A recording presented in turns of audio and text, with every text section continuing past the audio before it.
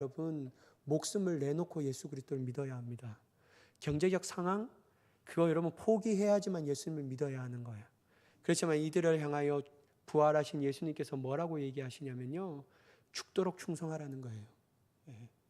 야, 이마타면 됐다, 너희 수고했다, 그리고 좀 쉬어라 라고 말하는 것이 아니라 너희가 죽도록 충성하라, 그래야 하면 생명의 간을 너에게 주리라 라고 말하는 거예요. 그리고 나중에 보면 그 생명의 간을 받는 사람, 죽도록 충성하는 사람이 뭐라고 얘기하냐면요, 이기는 자라고 얘기해요. 여러분, 교회만 다니는 사람이 이기는 자가 되는 게 아닙니다. 교회만 다닌다고 해서 생명의 간을 그냥 당연시 받는 게 아니에요. 여러분, 우리가 어떻게 해야 되냐면요, 주님의 말씀 가운데 우리의 삶 가운데 죽도록 충성하는 겁니다. 그게 어떻게 되냐면요, 주님이 우리를 부르시는 그날까지 충성하는 거예요. 여러분, 오늘 이 말씀을 보면 유대인들이 있어요. 자칭 유대인이라 하는 사람들. 이 사람들은 주석을 보니까요, 어떻게 표현되냐면요, 자기들이 육신의 유대인이기 때문에 당연히 천국 간다라고 생각했습니다. 근데 여러분, 예수님, 부활하신 예수님이 자칭 유대인이라고 말하는 이 사람들을 향하여 뭐라고 했냐면요, 사탕에 해당이라고 그래요. 여러분, 여기에서 주님이 바라보는 것은 겉모습과 일단 우리의 이러한 종교적인 행위의 모습에 대해서 관심이 없다라는 생각을 다시 한번 우리가 볼 수 있다라는 거예요. 그게 어떻게 하냐면요, 너의 안에 있는 믿음으로써 여전히 하나님을 신뢰하면서 네 상황과 환경이 좋지 않더라도, 때로는 평안하고 때로는 기쁠지라도, 여전히 어떠한 상황과 환경이 있더라도 너는 죽도록 주님 앞에 충성하고 있는가. 그게 주님이 우리에게 요구하시는 거예요. 그게 우리에게 주님이 요구하신다라는 것이죠. 여러분, 이 서마나라는 지역은요, 8절에 보시면 서마나의 교회 사자에게 편지하라, 처음이요 마지막이요 죽었다가 살아나신 이가 이르시되 라고 먼저 얘기합니다.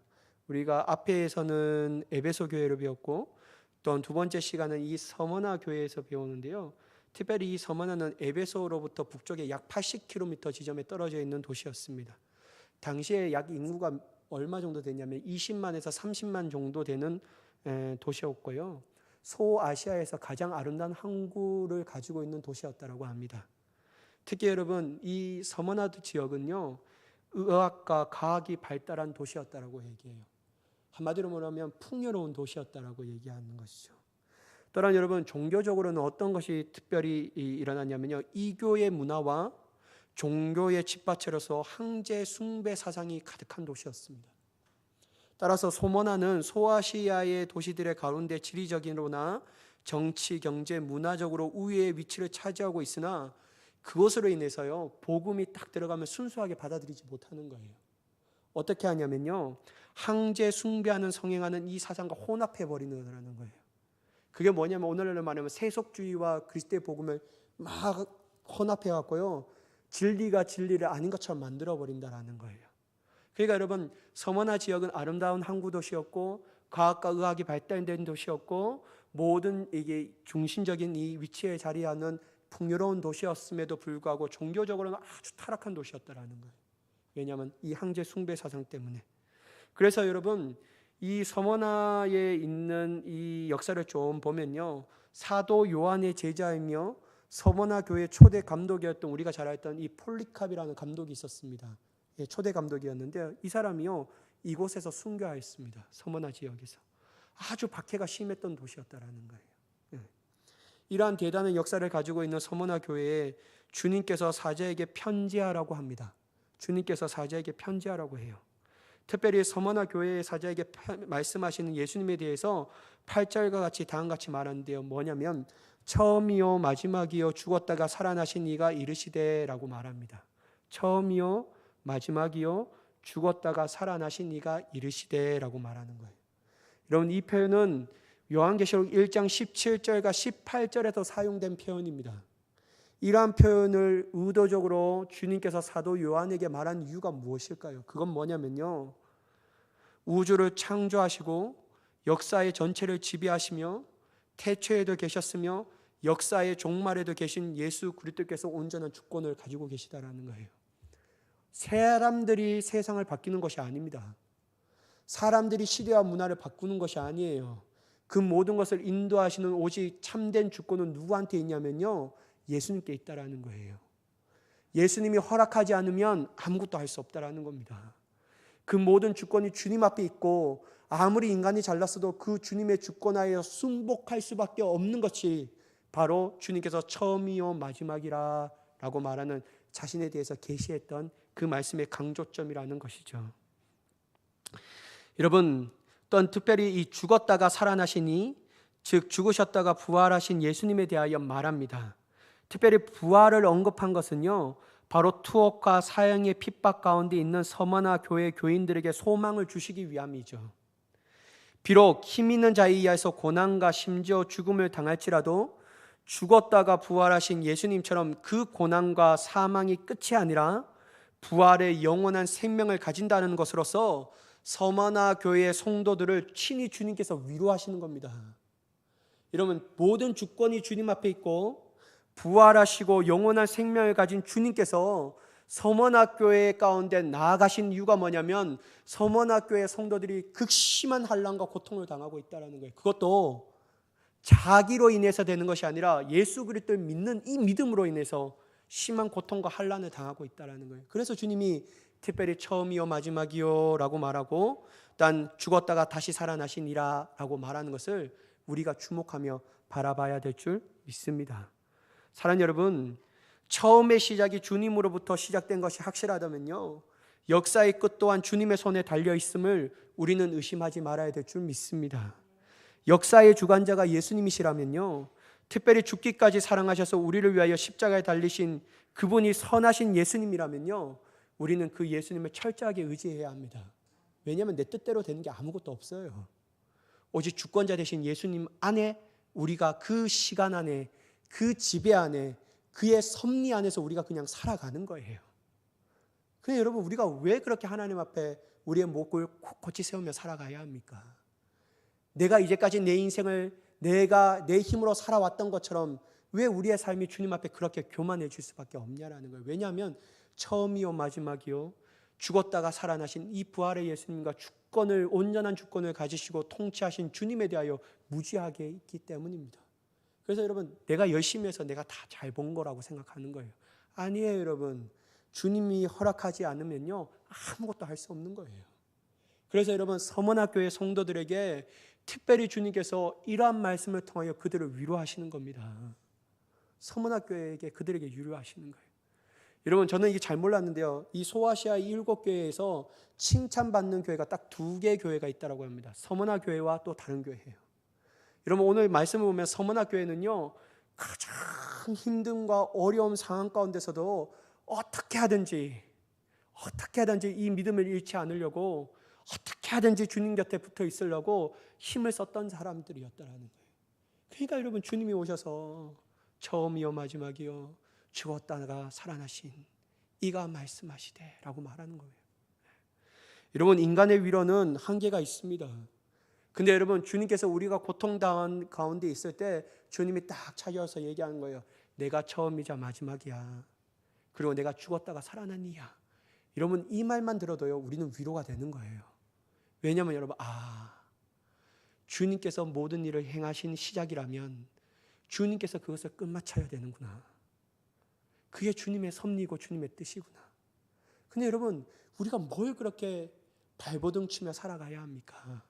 단지 여러분, 우리가 애쓰며 힘쓰며 순종하며 나아가야 될 것은 뭐냐면요, 주님이 우리에게 주신 그 말씀에 순종하며 주님께서 주신 그 뜻을 알아가기 위하여 힘쓰며 주님의 말씀의 기준으로서 살아가기 위하여 부단히 노력하는 우리가 돼야 될 줄 믿습니다. 그러면 여러분, 주님이 인도하시는 거예요.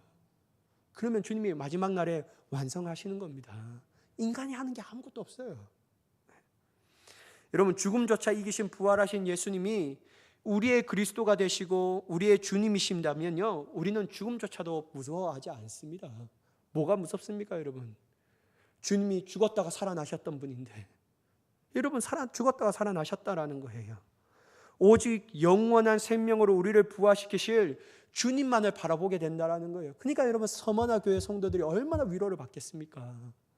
내 이 부활의 예수님이다. 야, 너희가 비록 권세자들은 네 생명을 빼앗을 수 있지만 너의 영혼의 생명, 영원한 생명을 빼앗을 수는 없어. 네 육신은 비록 죽게 되지만 결국 순교로 마감하지만 그럼에도 불구하고 찬란한 하나님의 영원한 부활을 바라볼 것이야. 내가 반드시 이 부활을, 이 영원한 생명을 너에게 줄 것이라고 말하고 있지 않습니까? 그럼 여러분, 서문화 교회가 얼마나 위로를 받겠냐라는 거예요. 저 같아도 위로가 되겠습니다. 주님이 이렇게 말씀하시면요. 아무도 세상 사람들이 다 너는 실패자요, 너는 완전히 그냥 루저라고 말하고 우리에게 막 이렇게 막 하더라도요, 괜찮아요. 주님이 우리에게 와셔서 내가 처음이요 마지막이요, 내가 죽었다가 다시 살아난 부활의 예수님이다 라고 말하면요, 우리는 그것 가운데서도 희망을 발견할 수 있고 소망을 품을 수 있고 주님 앞에 나아가는 자가 되는 줄 믿습니다. 여러분, 특별히 9절의 말씀은 그것에 대해서 주님이 더 확실하게 말하거든요. 내가 내 환난과 궁핍을 알거니와 실상은 내가 부유한 자니라. 자칭 유대인이라 하는 자들의 비방도 알거니와 실상은 유대인이 아니요 사탄에 해당이라. 여러분, 특별히 예수님께서 서머나 교회와 그 성도들이 당하는 환난과 궁핍을 알고 계셨다라는 거예요. 저는요, 이 요한계시록에 대해서 잘 설교를 하지 않았지만요, 특별히 이 금요 심야 예배를 준비하면서 이 서머나 교회에 대해서 준비하면서 가장 은혜를 받았던 말씀 구절이 뭐냐면 이것이었습니다. 뭐냐면요, 내가 내 환난과 궁핍을 알거니와. 여러분, 주님이 그들이 당하는 삶의 궁핍과 환난을 아시면 게임 끝입니다. 여러분, 사람들이 우리가 당하는 환난과 궁핍 몰라줘도 괜찮아요. 그들이 오해하고 그들이 우리에 대하여 심히 조롱해도 괜찮아요. 여러분, 우리가 당하는 어려움과 환난과 궁핍이 내 개인적 게으름과 내 무능력과 내 무지에 의해서 생기면 여러분 당연히 지탄받아야죠. 그런데 여러분, 서머나 교회와 성도들이 당하는 환난과 궁핍은요, 예수 그리스도의 이름 때문에 그렇습니다. 주님의 이름과 믿음의 신앙 때문에 그러한 일들을 당하는 거예요. 외부적인 압박이었다라는 거예요. 외부적인 압박이었던 거예요. 삶의 형편이 너무 궁핍했다라는 겁니다. 근데 여러분, 주님이 멀리 떨어져 있어서 그거 아무것도 보지 않고 너 궁핍하니? 내가 처음 들어봤다. 야, 너희가 힘드니? 네가 환난을 당하구나. 내가 혹시 다른 데에 봐서 내가 잘 몰랐다. 이렇게 말하면 여러분 너무 속상하잖아요. 근데 주님은요, 불꽃 같은 눈으로 그들이 당하는 환난과 궁핍을 한 번도 시선을 떼지 않으며 자세히 그것도 어떻게 받았는지, 어떻게 궁핍함으로 어려움을 겪는지 다 아신다라는 거예요. 그러면 여러분 얼마나 위로가 되겠습니까? 주님이 다 아시는데, 주님이 다 아신다고 말해요. 사랑하는 여러분, 예수님께서 저에게 찾아오셔서요, 현대야 네가 당하는 환난과 궁핍 내가 안다 이러면요 괜찮아요. 목사로서 좀 어렵게 살면 어떻습니까? 목사라서 오해받으면 좀 어때요? 목사라서 여러분 지탄받으면 좀 어때요? 당신은 너무 편협주의자야. 예수 그리스도로만 막 구원받는다라고 배타주의인 사람이야. 사랑이 없다라고 그들이 나를 손짓하고 조롱하고 핍박하고, 여러분 사람들은 너는 어떠한 것도 가지지 못한 실패자라고 말해도 괜찮아요. 왜냐하면 나는 그리스도의 복음으로 말미암아 받았던 환난과 궁핍함을 주님이 아신다고 있기 때문에. 주님이 아시는데 뭐 됐죠 뭐. 그러면 여러분, 주님이 아신다면 주님은 이것을 주님의 날에 주님이 정확하게 주님의 계산으로 우리에게 갚아주신다라는 거예요. 그러니까 여러분 위로가 되는 겁니다. 위로가 되는 거예요. 지금 내가 환난과 궁핍하면 당하도 괜찮습니다. 예수 그리스도의 이름 때문에 삶에 궁핍하고 경제적으로 어려워서 정말 밥 한 끼도 제대로 먹지 못하는 그 시대에 살아가고 있고, 사회적 경제적인 활동 가운데 끼지 못하더라도, 사람들이 다 손가락질하고 다 외면하고 외톨이로 만들지라도 주님이 그것을 알고 계신다라면요, 주님은 그 마지막 날에 우리에게 상당한 보응을 하신다라는 거예요. 그리고 반면에 그렇게 만드는 그들에게는 주님의 진노와 심판을 부어주신다라는 것이죠. 왜냐하면 주님이 알고 계시니까, 모른 척 하시는 분이 아니시니까 말입니다. 여러분, 그러므로 여러분 우리는요 정말 신앙적 관점을 가지고 살아가는 자가 되어야 될 줄 믿습니다. 여러분, 인간적 관점으로 보면요, 서머나 교회와 성도들은 너무 불쌍한 사람들입니다. 너무 불쌍한 사람들이에요. 왜냐하면 여러분, 그들은 황제 숭배를 거절함을 통해서 당한 경제적 제재나 적대 감정을 가진 유대인으로부터 상당하게 핍박을 많이 받았기 때문입니다. 살아갈 수가 없어요. 살 수가 없는 거예요. 살 수가 없는 거예요. 오늘 여러분 저런 이슬람 문화 가운데서 극심한 이 정말 근본적인 이 이슬람이 가득한 그 나라 그 땅 가운데 예수 그리스도를 믿는다면 얼마나 박해를 받습니까? 감히 예수 그리스도를 믿어? 너는 그러면 죽는 거야. 너 예수 그리스도를 믿어? 너는 여전히 천하의 그 천민에서 벗어나지 못하는 거야 라고 말하는 그 시대와 그 문화가 바로 이 서만학교의 문화였다면요, 그 사람들이 얼마나 힘들었겠냐라는 거예요. 여러분 신앙적 관점으로 보지 않고 인간적으로 관점으로 보면요, 그 사람에게는 희망이 없습니다. 서만학교회가 뭐가 잘나겠냐라는 거예요. 그들이 뭐가 부유한 자였냐는 거예요. 불쌍한 사람이죠. 안타까운 사람이죠. 무지한 사람이죠. 좀 예수 그리스도를 나중에 부인하고 죽을 때 좀 믿지. 왜 저렇게 어리석게 믿냐. 대충 좀 A, B 좀 합해서 C로 만들어버리고 그래서 이렇게 따르면 괜찮지. 뭘 그렇게 저렇게 할까. 이러면 세상과 타협할 수도 있지 않습니까? 근데 여러분 서문화 교회 사람 성도와 교회들은 안 그래요. 왜냐하면 여러분 그들은요 인간적인 관점으로 살아간 자들이 아니라 신앙적인 관점으로 살아간 자들이었습니다. 그래서 여러분 주님도 그들을 평가하실 때 인간적으로 평가하는 것이 아니에요.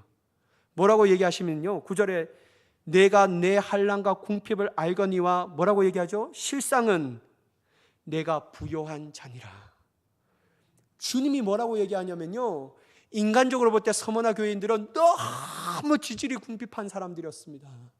밥 한 끼 먹기도 너무 어렵다라는 거예요. 자녀를 낳았는데 이 자녀를 돌볼 책임도 그 경제적 여유로움도 없는 사람들이었다라는 겁니다. 너무나도 하루하루 살아가는 게 곤욕이었던 사람들이었습니다. 하지만 주님이 볼 때는 실상은 어떠한 사람들보다도 부유한 사람이었다라는 거예요.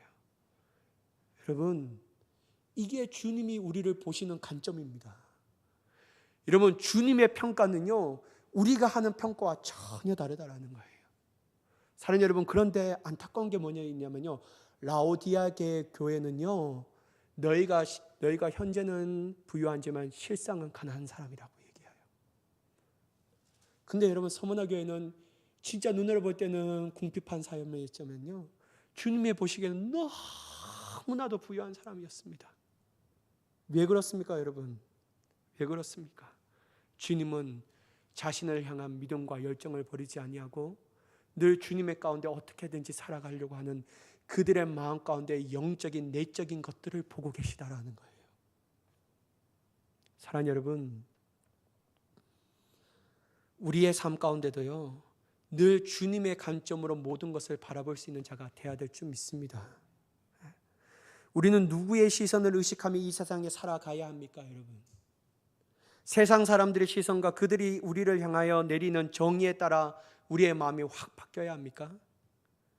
아니면 여러분 주님께서 우리를 어떻게 보시며 어떻게 정의를 내리시는 건가를 의식하며 살아가는 자가 되어야 합니까? 여러분 맞습니다. 후자입니다. 후자의 삶을 살아가야죠. 진짜 우리가 신경 써야 할 것은요 세상이 우리를 어떻게 보며 어떻게 정의하는 것이 아닙니다. 주님이 우리를 어떻게 보시는가, 주님이 우리를 어떻게 정의하시는가, 어떻게 평가하시는가, 이거를 의식하며 살아가는 자가 되어야 될 줄 믿습니다. 우리는 현 시대에는 많은 것을 누려요. 근데 여러분 천국에 가지 못하면 잠시 잠깐 나그네처럼 누리는 것이 도대체 무슨 소용이 있냐라는 거예요. 우리의 생명은 영원하지 않습니까? 천국에서 영원하든지 아니면 지옥에서 영원하든지 이 둘 중에 반드시 하나는 영원한데, 여러분 이 시간에 이 세상에 여러분 우리가 많은 것을 누리고 또 많은 것을 하나님의 것을 부여한다면 얼마나 좋겠습니까? 근데 여러분 실상은 그렇지 못할 때가 더 많다라는 거예요. 왜냐하면 세상의 관점과 타협할 수 없다라면 세상에 주는 성공 또한 우리가 받을 수 없는 겁니다. 당연한 거예요. 그런데 하나님께서 재정을 또 물질을 벌게 하신 달란트를 있는 사람들에게는 특별히 그 물질을 더욱더 부어주십니다. 근데 여러분 그들이 그렇게 벌 수 있는 것 자체도 주님을 바라보고 주님께서 역사하신 특별한 은혜라는 겁니다. 왜냐하면 달란트는 선물이지 않습니까? 주님이 그렇게 부으시는 거예요. 근데 여러분 이 세상에 조금 없으면 어떠하냐는 거예요. 조금 부족하면 어떠한 거예요. 예수 그리스도 이름으로 여러분 환난을 당하고 궁핍함을 당하면 좀 어떠합니까? 무시를 당하면 좀 어때요? 그런데 여러분 무시당하면 안 됩니다. 여러분 무시당하면 안 돼요. 저는 여러분들이 많은 부유한 자가 되었으면 좋겠습니다. 그래서 여러분 주님을 위하여 더욱더 힘써 행하는 자가 되었으면 좋겠습니다. 근데 여러분 우리가 좀 어떤지 좀 가지지 못하는지 괜찮아요. 주님이 우리를 볼 때 실상은 너는 어떠한 사람들보다도 부유한 사람이야. 삼성 이재용 부회장보다 너가 더 부유한 사람이야. 어떤 대기업보다도 어떠한 이 세상에 성공한 사람 떵떵거리는 그 사람들보다도 아니야. 내 눈에 보기에는 네가 더 부유한 사람이야. 이 소리를 우리가 들어야 되지 않겠습니까? 그럼 여러분 우리가 살아가는 우리의 삶의 방식과 행동은 어떻게 살아가야 됩니까? 주님을 의식하며 살아가야 하는 거예요. 오늘 하루도 내 삶의 결정짓고 내 방향성을 결정짓는 것은 주님이 나를 어떻게 보실까? 지금 주님이 나의 마음을 어떻게 보시며 어떻게 평가하실까? 이걸 바라보며 우리가 살아가는 자가 되어야 될 줄 믿습니다. 그래서 여러분 세상 사람들이 우리를 향한 부정한 평가 너무 여러분 신경 쓰지 마십시오. 세상은 어쩔 수 없이 우리를 싫어합니다. 여러분 세상에 주는 성공과 부유함을 누리지 못한다고 해서 우리는 실패자가 아닙니다. 주님이 우리를 의롭다 하시며 우리를 거룩한 당신의 자녀라고 생각하시며 우리에게 그렇게 말씀하시면요, 우리는 세상의 어떠한 사람보다도 성공한 사람이며 승리자의 삶을 살아온 사람이라는 것을 확신하며 나아가는 자가 되기를 간절히 축복합니다. 여러분 우리는 그런 사람이에요. 저는 이게 너무 은혜가 되는 거예요. 선문화교회. 실상은 네가 부유한 자다. 그러니까 너무 위축되지 마. 네가 당하는 궁핍 때문에 너무 의기소침하지 마. 막 주님이 이렇게 위로하시지 않습니까? 특별히 여러분 서머나 이 지역은요 유대인들이 많이 거주하는 도시였습니다. 그들 가운데 서머나의 유력한 위치에 오른 자들이 많았습니다. 따라서 로마의 박해뿐만 아니라 오늘 9절의 말씀을 보면요 유대인들이 서머나 교회와 성도들을 많이 박해했음을 우리가 볼 수 있습니다. 따라서 예수님이 어떻게 얘기합니까? 자칭 유대인들이라는 자들의 비방을 받는 것도 알고 있다라고 말씀하시는 거예요. 여러분 주님이 아시는 거예요. 누가 너를 비방하고 있는지 주님이 알고 계시다라는 거예요. 네가 어떻게 누가 어떤 대적이 너를 이렇게 비방하는지 주님은 불꽃 같은 눈으로 누가 그렇게 하는지 반드시 주님은 알고 계시다라는 거예요. 왜냐하면 여러분 마지막 때 그 책임을 그들에게 물으시기 때문에. 그렇기 때문에 여러분 주님은 반드시 그것을 인지하고 계시고 그 어려움이 어디로부터 오는지 그들에게 말씀하고 있다는 것이죠. 그래서 여러분 유대인들이 서머나 교회와 성도들을 많이 박해했습니다. 아주 박해했어요. 따라서 예수님이 뭐라고 얘기하냐면 자칭 유대인들이라는 자들의 비방을 받은 것도 알고 있다고 말씀하시며 그러면서 실상은 어떻게 얘기하십니까? 그들이 유대인이 아니요라고 말합니다. 도리어 사탄의 해당이라고 말씀하신다는 거예요. 여러분 이게 유대인의 관점에 이해되는 말씀입니까? 여러분 유대인이 이 말씀을 보면 기가 막힐 노릇입니다. 왜냐하면 그들은 아브라함의 자손, 육신의 자손이 하나님의 거룩한 백성이며 선택받은 선민이라고 생각합니다. 그들은 누가 뭐래도 하나님의 나라에 갈 사람이라고 확신하며 나아가는 사람이라는 거예요. 근데 주님이 뭐라고 얘기하면 아니야, 그 사람들은 유대인이 아니야. 그들이 혈통으로 아브라함을 자랑하고 내가 아브라함의 자손이라고 얘기하지만 아니야, 내 눈에 보기에는 실상은 아니야. 그러면서 주님이 그들에게 정의하기를 그들은 도리어 사탄의 해당이야. 여러분 사탄의 해당이라고 말하는 이유가 무엇이죠? 그것은 뭐냐면요 주님의 몸된 교회, 주님이 사랑하시고 자신의 핏값으로 세운 그 교회를 박해하고 있다는 거예요. 주님의 복음을 박해하고 있다는 겁니다. 주님을 사랑하시고 그들을 구원하신 핏값으로 구원하신 그 사랑하는 성도들을 대하여 환난을 주고 고난을 주고 핍박을 주고 어려움을 주는 사람이 어떻게 여러분 하나님의 약속의 자녀가 될 수가 있냐라는 거예요. 그럴 수 없다라는 거예요. 그래서 여러분 주님은 뭐라고 하냐면 실상은 그들이 유대인이 아니다. 도리어 사탄의 해당이다. 나의 하는 모든 일들을 대적하는 자들이고 하나님의 이름을 모욕하는 자들이며 주님의 약속의 말씀을 거절하는 자들이다 라고 얘기하는 겁니다. 그런데 여러분 이 말씀을 우리가 보면요 여러분 유대인이라는 사람은 하나님의 말씀을 맡은 자들이었습니다. 그래서 여러분 누구보다도 구약에 나왔던 하나님의 약속하신 메시아를 그들이 잘 알고 있었다라는 거예요. 여러분 그래서 여러분 그들은 지금도 여전히 메시아를 기다리고 있습니다. 이미 오신 메시아가 계시는데 그들의 영적인 눈이 다 가려져 버리니까요 여전히 예수 그리스도의 메시아를 기다리고 있다라는 거예요. 이 예수님이 약속하신 하나님의 보내신 메시아가 아니라고 얘기합니다. 근데 여러분, 제가 이 말씀을 읽고 유대인들이 어떻게 이것을 더 괴롭힐 수가 있을까? 그게 막 이해가 안 되는 거예요. 왜냐하면 여러분, 무지한 사람들이, 아무것도 하나님의 말씀을 알지 못하는 사람들이 교회를 대적하고 성도들을 핍박하면 좀 이해가 돼요. 왜냐면 모르니까. 근데 여러분, 유대인들이라는 것은 하나님의 말씀에, 특별히 모세 오경에 대해서 다 알고 있잖아요. 그리고 선지자의 그들의 역사 가운데 베풀어 주신 하나님의 은혜, 약속의 말씀도 다 알고 있잖아요. 근데 여러분, 아는 사람들이 어떻게 하나님의 교회와 하나님을 믿는 그 예수 그리스도의 생명의 복음을 가지고 있는 성도들을 괴롭힐 수가 있냐라는 거예요. 그래서 여러분, 참 역사적으로 보면 아이러니합니다.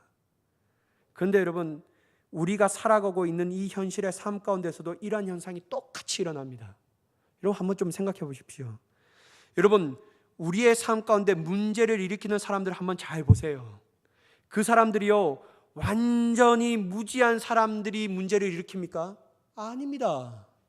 아니에요. 좀 안다고, 좀 배웠다고 하는 사람들이 인해서 문제가 일어날 때가 태반입니다. 거의 99%가 그런 사람들 때문에 이 직장 가운데 문제가 일어납니다. 어떤 학계 가운데 그런 사람들 때문에 문제가 일어나는 거예요. 여러분, 그런 문제가 막 우리의 삶 가운데 일어난 것을 볼 수 있다는 것이죠. 근데 여러분, 사회적인 상황 가운데도 그러한 일들이 일어나는데, 특별히 여러분, 교회 안에서 어떤 문제가 일어날 때 그 문제를 일으키는 사람들을 좀 보세요. 여러분, 그 문제를 일으키는 사람들은요, 여러분, 좀 안다라고 말하는 사람, 무지한 사람이 문제를 일으킨 게 아니에요. 내가 좀 배웠고 좀 안다는 사람들이 그러한 문제를 막 일으키는 거예요. 왜냐하면 여러분, 한국의 기독교 역사 중에 이단의 역사를 공부해 보면요, 성경에 대하여 무지하고 관심이 없는 사람들이 이단을 일으킨 것이 아닙니다. 신령한 체험을 했던 사람이라고 얘기하는 사람들, 하나님의 성경을 얼마나 많이 읽었던데, 내가 하나님의 성경을 많이 읽었다라고 주장하며 내가 예수님을 안다라고 말하는 사람들이요, 꼭 이단을 만들어요. 꼭 이단을 만들어요. 그래서 여러분, 좀 배웠고 좀 안다고 하는 사람들이 이단 사상을 만들어 한국 교회를 힘들게 만들어 버렸습니다. 마찬가지로 여러분, 우리가 사도행전을 읽어보면요, 아시다시피 잘못된 유대주의에 사로잡힌 일부의 유대인들로 인하여 하나님의 몸된 교회가 얼마나 어려움을 겪고 있는지 아는 거예요. 이런 믿지 않은 사람들이 와서 어려움을 겪는 게 아닙니다. 유대인들이 꼭 사도 바울 따라다니면서요, 많은 사람들 충동시켜 이겨갖고 막 사도 바울을 대적하게 합니다. 복음을 대적해요. 하나님의 사역들을 막아버려요. 그래서 여러분, 오늘 이 말씀을 보면요, 그렇게 보면 이해가 되는 거예요. 왜냐하면 그들이 하나님의 일을 한다고 하면서 도리어 사탄의 해당으로서 하나님의 교회와 복음, 그리고 교인들을 핍박하는 겁니다. 좀 안다라고 하는 이 유대인들 때문에. 사랑하는 여러분, 벼는 익으면 익을수록 고개를 숙입니다. 하나님을 알면 알수록 더욱더 겸손해집니다. 은혜를 깊이 체험한 사람들은 자만하지 않습니다. 목소리를 높이지 않아요. 우쭐대지 않습니다. 도리어 하나님의 은혜를 깊이 체험한 사람은요, 하나님의 은혜가 아니면 아무것도 할 수 없다라는 자신의 능력을 너무나도 잘 알기 때문에 하루하루 하나님 앞에 무릎 꿇고 기도하지 않으면 안 된다라는 절박감이 그들에게 있다라는 거예요. 내가 나된 것은 오로지 하나님의 은혜로다. 사도 바울이 그렇게 고백하지 않습니까? 그래서 여러분, 사도 바울이 이러한 연약한 육신을 가지고 있는 그 사람이 얘기했던 게 뭡니까? 나는 날마다 내 자신을 쳐 복종하게 하니라. 여러분, 사도 바울처럼 똑똑한 사람이 누구냐라는 거예요. 사도 바울처럼 위대한 복음의 역사를 일으킨 사람이 누구였습니까? 여러분, 아무리 대단한 사도들도 있었지만 사도 바울과 같은 복음서를 가장 많이 쓴 사람이 누구냐라는 거예요. 신약의 성경에 가장 많이 차지한 사람이 누구냐라는 거예요. 사도 바울이었습니다.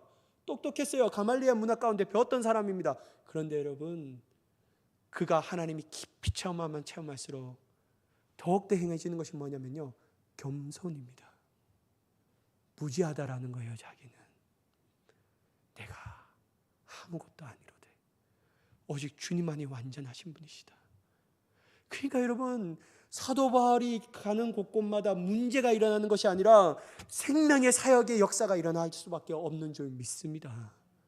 여러분, 우리는요, 좀 무지한 사람이 되어야 합니다. 좀 무지해도 괜찮아요. 다봇으로도 괜찮아요. 좀 안다는 사람보다 우리가 훨씬 더 낫습니다. 왜냐면요, 그런 사람을 통하여 하나님의 은혜가 충만하게 흘러가기 때문에, 그 사람들을 통하여 생명의 역사가 일어나기 때문에, 그 사람들이 엎드려 하나님 앞에 기도함을 통하여 하나님의 하늘 문을 여시고 하나님께서 성령을 부어주시기 때문에. 그래서 여러분, 교회는 바보가 많으면 많을수록 교회는 성장하고 부흥합니다. 잘난 사람이 많으면 많을수록 그 교회는 분란이 일어날 수밖에 없다라는 거예요. 여러분, 이거는 동서양을 고금하고 나서 기독교 역사를 보면요, 볼 수 있는 단편적인 사실이라는 거예요. 사랑하는 여러분, 우리 먼저 하나님 앞에 정말 주님만 밖에 모르는 바보로 살아가는 자가 되어야 될 줄 믿습니다. 다른 어떤 것들 자랑하는 것이 아니라 내가 주님 바보입니다. 이것이 가장 나의 유일한 자랑입니다. 여러분, 주님밖에 모르는 바보, 그게 얼마나 여러분 자랑스럽습니까? 제가 저번 주에 우리가 이제 청년들 단톡이 있는데요. 그러면서 이제 이 큐티의 말씀을 가지고 막 올립니다. 자기가 정한 날을 올려요. 저번 주인가? 하여튼 그럴 때 제가 어떤 말씀이 너무나도 마음에 와닿아서 올렸냐면요, 제가 토요일 날 담당인데 우리가 만일 미쳤어도 하나님을 위해서이고, 이 말이 막 제 마음까지 막 와요. 야, 사도 바울은 내가 만일 미쳤어도 하나님을 위한 것이고, 야, 이 사람은 하나님밖에 몰랐구나. 그러니까 여러분, 사도 바울이 위대한 사도라는 거예요. 그러면서 제 마음까지 드는 단어가 뭐냐면 예수쟁이라는 단어가 자꾸 제 마음까지 떠올라요. 여러분, 오늘날 예수쟁이라는 단어 들어봤습니까? 여러분, 옛날에 제가 어렸을 때는요, 제가 정말 어렸을 때는요, 흔히 그리스도인들이 듣던 단어가 뭐냐면 예수쟁이였어요. 저 예수쟁이, 저 예수쟁이. 그것도 여러분, 그 사람을 칭찬하는 말이 아니었습니다. 아주 예수에 미친 사람이라고, 아주 비난의 어조로, 조롱의 어조로 얘기했던 것이 바로 예수쟁이였다라는 거예요. 근데 여러분, 안타까운 것이 뭐냐면요, 오늘날 예수쟁이라는 소리를 들어볼 수가 없습니다. 왜냐하면 예수에 미친 사람이 별로 없기 때문입니다. 다 서로가 너무 많이 배웠어요. 그래서 예수님을 자기화시키는 거예요. 사랑하는 여러분, 우리는 이 영적 교만에서 벗어나 예수쟁이의 삶을 살아가는 자가 되어야 될 줄 믿습니다. 예수쟁이가 되어야 하는 거예요. 예수쟁이가. 예수에 미친 사람. 예수에 미친 사람. 오늘날 주님이 예수쟁이를 들어서 하나님의 나라와 의를 이루실 줄 믿습니다. 여러분, 이 사람들을 통하여 주님의 영광이 나타나는 것이죠. 여러분, 마지막 10절의 말씀인데요, 너희는 장차 받을 고난을 두려워하지 말라. 볼지어다 마귀가 장차 너희 가운데 몇 사람을 오게 던져 시험을 받게 되리니 너희가 10일 동안 환난을 받으리라. 내가 죽도록 충성하라. 그리하면 내가 생명의 간을 내게 주리라. 여러분, 예수님께서요, 이 정도 받으면요, 좀 이제 환난이 없을 것이다라고 말하면 되는데, 뭐라고 얘기하냐면요, 예수님께서는 앞으로도 남아있는 고난이 너에게 있다라는 거예요. 너는 장차 받는 고난을 두려워하지 말라는 거예요. 야, 서문화 교회야, 아직도 너의 삶이 끊어지기 전까지는 고난이 있을 것이야 라고 말하는 것이죠. 그리고 여러분, 이 고난이 뭐라고 하냐면요, 10일 동안이라는 이 기간을 나타납니다. 여러분, 정말 이 10일 동안은요, 그 단어 그대로 해석을 할 수 있는데요, 짧은 기간을 가리킬 수 있어요. 실제 열흘 동안 일어나는 대환란을 얘기할 수도 있습니다. 그런데 여러분, 또 한편으로는요, 이 10일이라는 것은 극단적이며 완전한 환란을 상징한다라고 얘기할 사람도 있습니다. 여러분, 어찌 됐든 간에 서머나 교회 앞에 나왔던 지금까지 환란과 고난과 핍박을 당한 이 서머나 교회에 앞으로도 이 환란이 있다라는 거예요. 그 환란이 짧든지 길든지 분명한 사실은 너희의 육신의 힘으로는 감당할 수 없는 환란이 있다라는 거예요. 그래서 여러분, 이 환란이 뭐라고 얘기합니까? 마귀가 장차 너희 가운데 몇 사람을 오게 던진다라고 말하는 거예요. 시험밖에 아닌데요. 여러분, 쉽게 말해서 예수 믿는 모든 사람들이 그 신앙으로 인하여서 몇 사람들이 마귀는 서문학교의 사람들을 감옥에 던질 것이라고 얘기합니다. 그것도 감옥에서 온갖 고난과 핍박을 받을 것이라고 주님께서 예언하시고 계시다라는 거예요. 그러면서 주님께서 뭐라고 얘기하시냐면요, 서문학교의 성도들에게 힘들지? 어쩔 수 있냐? 이렇게 얘기하는 게 아니에요. 강하게 얘기하십니다. 여러분, 뭐라고 얘기하시냐면 10절의 말씀을 보면요, 너희가 10일 동안 환난을 받으리라. 내가 죽도록 충성하라는 거예요. 사랑하는 여러분, 주님께서 뭐라고 얘기하십니까? 야, 이 정도 환난 받았으면 괜찮다. 야, 네가 내가 안다. 너무 수고했지? 괜찮아. 좀 시험시험 해. 환난 받더라도 그 사람이 환난 받는데 네가 환난 받는 건 아니잖아. 네가 뭐 지켜보고 마음은 어렵지만 괜찮아. 좀 시험시험 하면 돼. 이렇게 하는 게 아니에요, 여러분. 주님께서는 강하게 그들에게 얘기하십니다. 지금까지 환난을 당했던 서머나 교회 성도들이었는데요, 주님께서 앞으로도 여전히 있을 이 환난, 친히 육신으로 감당하지 못한 이 환난 가운데 이 주님께서 뭐라고 하냐면 네가 죽도록 충성하라는 거예요. 그냥 충성하는 것도 아닙니다. 죽도록 충성하라는 거예요. 여러분, 여기서 죽도록 충성하라는 것이 뭐입니까? 네 생각, 네 이성, 네 모든 것들을 가지고 네 판단으로 인해서 이 시험을 받을까 안 받을까에 대해서 결정짓지 말고, 네가 할 수 있는 것은 네가 다가오는 이 불과 같은 시험 가운데 주님을 의지하면서 주님의 말씀 가운데로 힘써 살아라는 거예요. 타협하지 말라는 거예요. 그 고난 비켜가려고 생각하지 말라는 거예요. 온전히 받되 그 가운데서도 주님을 위하여 충성하라는 거예요. 사랑하는 여러분, 고난 어렵죠. 힘듭니다. 근데 여러분, 우리 또한 여전히 앞으로 삶의 이 기간이 많기 때문에 우리가 예기치 않은 고난도 올 수 있다는 거예요.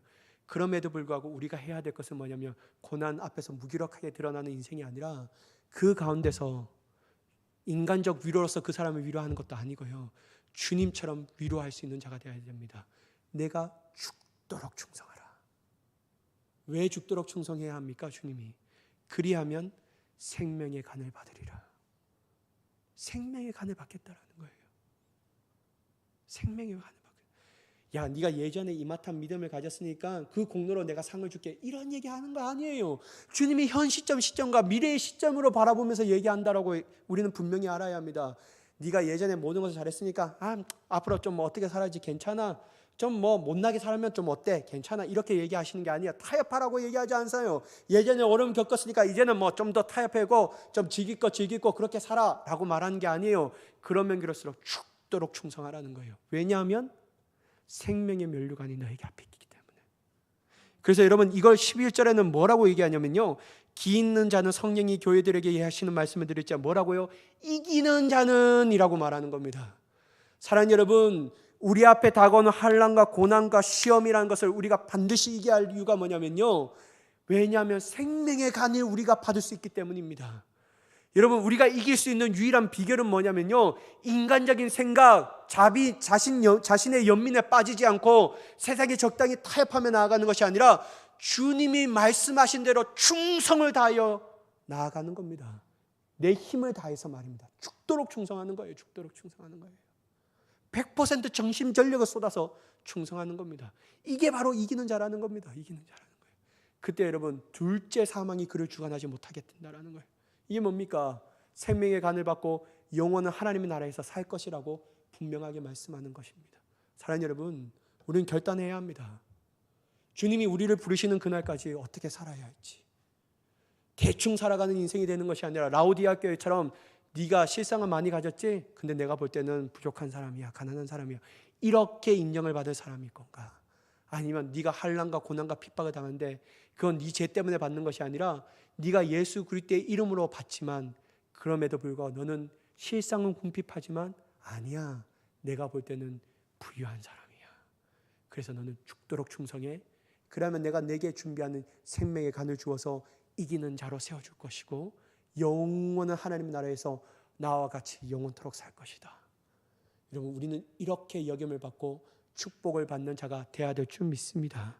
저와 여러분이 이러한 소망과 능력을 가지고 끝까지 나아가며 승리하는 저와 여러분이 되기를 예수 그리스도의 이름으로 간절히 축원합니다. 기도하겠습니다. 사랑의 하나님, 우리의 마음 가운데 끝까지 충성할 수 있는 자가 되게 하여 주시옵소서. 적당히 시험 앞에서 타협하고 고난 앞에서 주저앉는 자가 되지는 것이 아니라 주님이 말씀